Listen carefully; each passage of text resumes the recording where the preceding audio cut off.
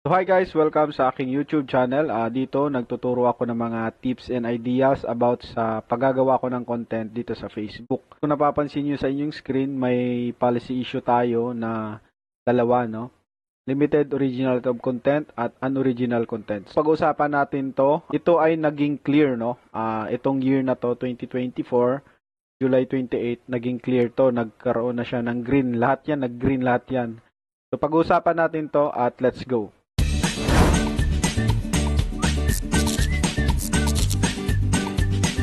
So, nagbabalik tayo sa ating pinag-uusapan, yung limited originality of content tsaka unoriginal content. So, ang page ko kasi is umabot na ito ng umabot na ako ng 79k followers, no? Ang gamit ko lang dito is anime content, which is yung mga baki. Kung mapasyal kayo dito sa page na to, at sa mga followers ko, sobrang dami na ginawa ko na anime dito at umaabot na rin ng mga million views na rin to itong pag-anime ko dito. So pinag-aralan ko to ng halos isang taon, no, kasi dahil sa may violation ako, yun nga, itong limited originality of content. Lumabas yan noong August 23, 2023 at nagsahod na ako dyan, no. Nagkaroon ako ng sahod dyan at ginawan ko ng content dyan. Sa mga gustong panoorin ng content na yon, yan, panoorin nyo lang dyan sa kaliwa ba o sa kanan. May lalabas dyan na link.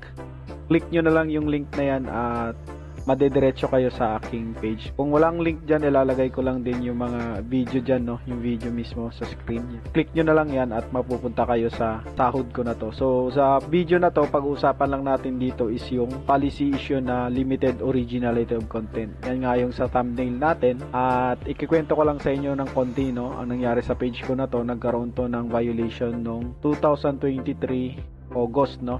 Pero nagkasahod na nga ako that month. At umabot yun ng 60k, no? Malaki-laki din sa Philippine money. Ito papakita ko sa inyo. Yan nakikita nyo sa screen, no? Naging earn nga yan yung $1,095. Tapos na process, tapos na paid nung August 23, no? Yan ang aking pruweba na may kita sa pag-anime. So sa mga nagninish niya na anime content, may kita yan pero may violation lang, no? So yun nga ang pag-usapan natin, yung violation dito na. So yun ang pag-usapan natin, no? Yung violation na to. At naging green yan. Nawala tong violation na to. Unang-una yung unoriginal kasi yung unoriginal content, madali lang tanggalin yan. 3 to 4 days mawawala agad yan kapag naburay mo yung mga video mo na may mga music. Yung music lang yan nakukuha, lalong-lalo na dun sa My Day natin. Sa personal account mo, wag ka rin gumamit ng mga music, lalong-lalo na sa My Day at kung sa mga nagpo-post ka ng music. If gusto mong kumita, mayroon kasing gumagamit na music dyan. Ang gusto lang ng mga yan, sumikat sila, maging trend yung nila page. Kaya wala silang pakialam dyan sa kita na yan, diba? Pero kung gusto mo sumikat lang, why not? Bahala ka dyan, gumamit ka ng music, walang makakapigil sa'yo. Madali lang tanggalin ang unoriginal. Pag bura mo ng music, mga 3 to 4 days, hintay ka lang, wala na yan. So, sa limited originality of content naman, hindi ko alam bakit bigla to nawala sa akin. Nag-green lahat to. Nag-green to nung July 28, no? Ito, kung nakikita nyo sa screen nyo. Tapos, 1 week lang siya. Bumalik na naman agad. July 28, naging green to. Tapos, green lahat tong monetization tools ko. Green. Ito, pakita ko sa inyo. So, magagal ang ating internet. So, green lahat yan. Yung in-stream ads ko, green. Subscription, branded. Green lahat yan. As in, green na green yan. So, yan. Reels ko. Yung pula na to, yung subscription na to na, etong in-stream ads ko, naging green yan nung July 28. Hayop na yan. Di ko alam kung umabot na ba ng 1 year. Parang ganun, no? Tapos, nung mga 7 days na, 1 week na siguro, ayan, bumalik na naman sa ganito, in-stream ads na naman, na pula na naman. Tapos wala na namang kita yung in-stream ads ko. Kahit na maraming views yung mga video ko, hindi ako naniniwala doon sa shadow ban kasi kahit nag-upload na ako ng mga video, madami pa rin nanonood. Maabot pa rin ako ng 500k views dahil lang sa pag-anime. So, huwag kayo maniwala ng shadow ban na yan. Basta maganda yung content mo, maraming nanonood yan at na maraming nagsishare, sigurado maraming views yan. Sa mga magtatanong dyan, no, kung about sa in-stream ads, wala akong idea dito. Yun ang nangyari, no. bigla lang siyang dumating, bigla lang siya naging green, tapos pumula na naman ng 1 week. Ay lumabas dito na request review dito, sa request another review, may lumabas dito isang beses lang, pinindot ko, tapos yun ulit ang reply niya, your page has. So dahil siguro sa anime, hindi ko rin alam, pero kumita kasi to, kaya parang nakakapagtaka. So pinag-aaralan ko pa rin to sa in-stream ads. Tapos na tayo dyan sa violation na to, no? Kung may mga tanong pa kayo about sa mga violation dyan, comment down below lang kayo at sasagutin natin yan. Dagdagan ko na lang yung tips ko dito sa video na to. May nagtatanong kasi dito sa aking page na, sir, pwede po bang BDO, BPI o anong mga bangko, tapos PayPal, mga ganun tinatanong. So sa akin, ipapaliwanag ko lang sa inyo dito about sa payout. Ako bilang creator, self-study lang tong ginagawa ko dito sa page na to, no? So dito pala, kung nakikita nyo sa payout ko dito sa screen, nakikita nyo ba yan? Itong taas na to, pangalan to ng jowa ko, girlfriend ko, no? BDO niya yan, nilagay ko dyan. Tapos dito sa payout account info, lahat yan akin.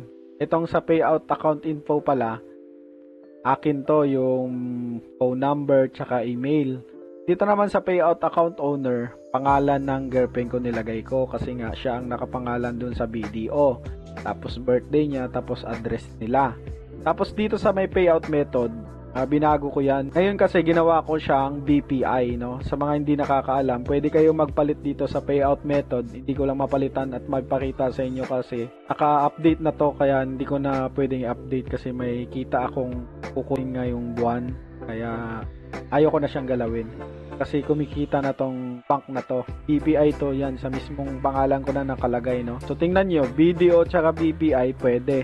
So dito naman sa taas may nagtanong sa akin, sir, kailangan ba complete detail yung pangalan? Kailangan ba may middle name? So lagyan nyo na, mas mainam na complete nyo na lang kasi tinan nyo sa akin, complete yung pangalan ko dyan, kaya walang problema dyan. So papakita ko lang din sa inyo yung mga kinita ko ngayon. So ito dito pala, July 31, meron tayong kita na yun ngayong July at inaabangan natin ngayong August yan, nakaprocess yan, no?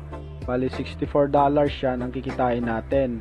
Noon June kumita din ako ng $26, no? June tsaka July, no? Ito $26 tsaka 25 na paid na yan, no? Kapag na-meet niya yung $25, magkakaroon siya ng process tsaka magpipaid na yan. Sasagot tayo ng question and answer sa ating page. May yung mga nagtatanong kasi dito. May ask lang po sana ako. Ito po ang FB Messenger nyo. May ask lang po sana ako about dun sa napanood ko sa video. Tapos sabi ko, ano yun, idol? About sa payout.